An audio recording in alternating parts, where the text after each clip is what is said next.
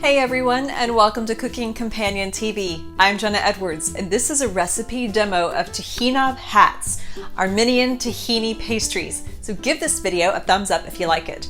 This recipe is based on the instructions at terrasmulticulturaltable.com. There's a lot of sugar in this recipe, so tone it down as much as you like.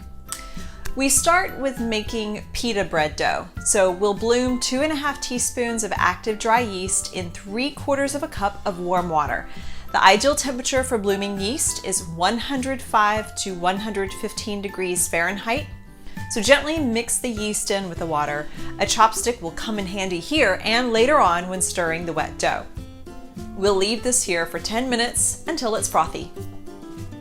Now sift together 2.5 cups of all-purpose flour with 1 teaspoon of kosher salt and 1/2 teaspoon of granulated sugar in a large bowl. And make a little well in the middle for the liquid.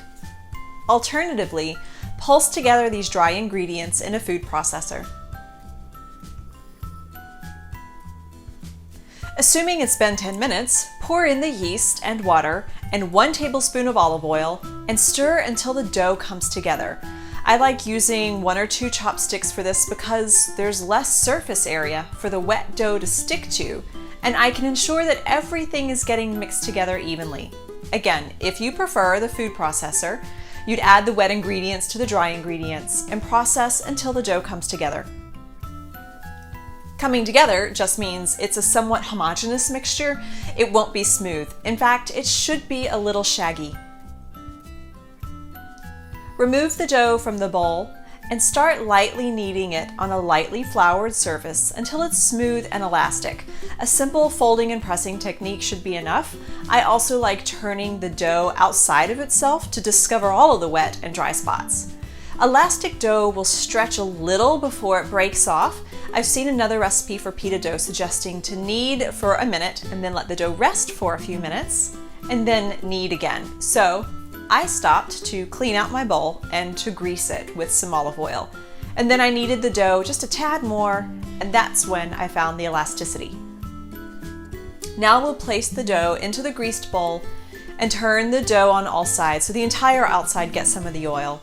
And cover it with plastic or muslin cloth and place it in a warm spot for about 2 hours or until the dough doubles in size. In the meantime, we'll measure out the tahini and sugar. Because I'm unsure of the filling, I'm using half of the recommended amount to start, which I'll use on just half of the dough. I'm not sure yet what I'm going to do with the other half of the dough. So I've got 1/2 cup of tahini and 3/4 of a cup of sugar. Now the recipe calls for white granulated sugar. However, I am mixing granulated sugar with brown sugar, adding 1 teaspoon of cinnamon, and even adding 1/4 teaspoon each of nutmeg and ground cloves. Brown sugar has a tendency to clump up, so I'm stirring with a fork to break up those big lumps and evenly distribute the granulated sugar and the spices. I've also got this divided into 1/3 and 2/3 because we'll use 2/3 inside the dough and the other third to sprinkle on top. This makes a very rich filling. I mean, the amount of sugar is terrifying, but the brown sugar takes the flavor to a whole other level. So let's go ahead and heat the oven to 400 degrees Fahrenheit or 200 degrees Celsius. So when our dough has doubled, halve it and then cover the other half we're not using yet so it doesn't dry out. On a lightly floured surface, roll the dough into a large thin circle. I don't really know how thin, so I'm going for 1/8 of an inch. If you're confident in your dough handling skills, you should probably push for even thinner, but I think 1/8 of an inch is a solid starting point. Spread the tahini evenly over the circle. Remember, this is half the dough, so we're using 1/2 cup of tahini. Smooth it out evenly, leaving a 1-inch border. As we roll the dough, the filling will push outwards, and if you spread it too close to the edge, your filling will get squeezed out into a mess on your rolling surface, and you'll see what I mean later. Now sprinkle with 2/3 of the cinnamon sugar mix. This is where I start to get concerned because it's an awful lot of sugar. We do roll this into many smaller pieces, so you aren't eating all of the sugar in one sitting, but still, damn. Now here's the fun part, the real dough work. There are 2 ways to form the dough, and one way is to create a hole in the center of the circle. Then gently, but tightly, roll and stretch the dough from the center hole towards the outside edges. This supposedly makes it flakier with more layers. Now my dough keeps trying to roll back on itself, which makes this a race against the dough, but I eventually get there.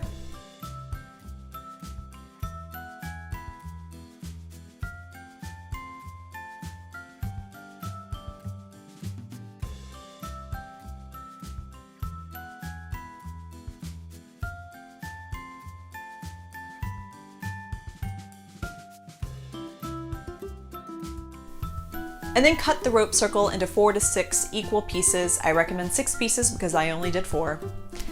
And gently roll and stretch each piece until it's doubled in length. And because we have lots of gooey filling, rolling may seem like a futile attempt. However, by applying light pressure through the heels of my palms, I'm able to secure the dough roll while pushing it forward. And as I pull it back towards me, I stretch it out a little.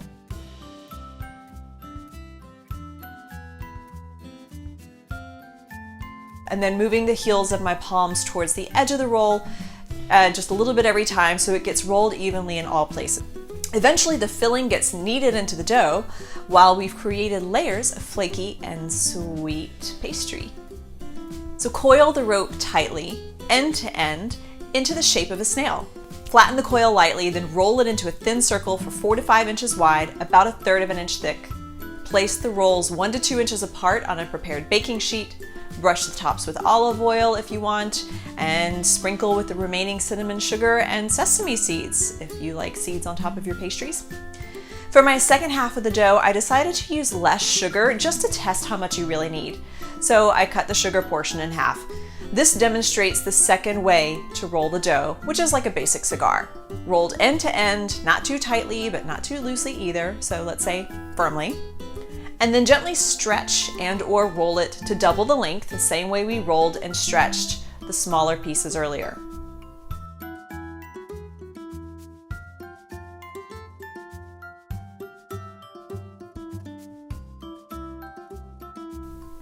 And now we cut this long rope into 4 to 6 equal pieces, probably 6 again. And again, we'll roll these pieces until they have doubled in length, and we'll curl them up, smash them down, and roll them out.